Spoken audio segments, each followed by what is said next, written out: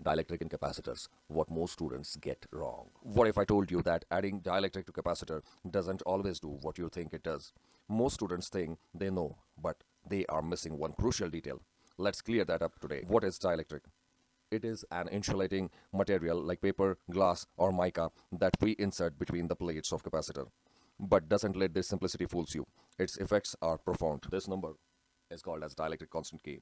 It tells us how much the dielectric boosts the capacitance. Higher the K, more the charge the capacitor can store at same voltage. Simple, right? Well, there is a catch. Here is a part that most students miss. It depends when you inserted the dielectric.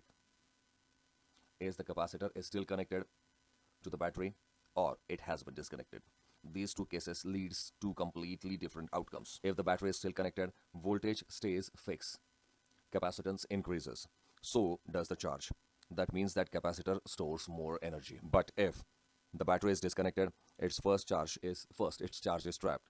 Then inserting dielectric, capacitor increases. But this time voltage drops, and surprisingly the energy stored is actually decreases. So where does the lost energy go? It doesn't just vanish, it released, often as a heat or work done during the dielectric insertion. So next time you deal with dielectric, ask yourself, is the battery still connected? That one question changes everything. So let's recap both the cases side by side. Notice how every parameter shifts depending on battery is connected. Keep this table in mind before solving any problem. Dielectric are not just textbook stuff. They are in your camera flash, pacemaker, even inside the microchip in your smartphone. With time, a capacitor is charged, then disconnected. You insert a dielectric.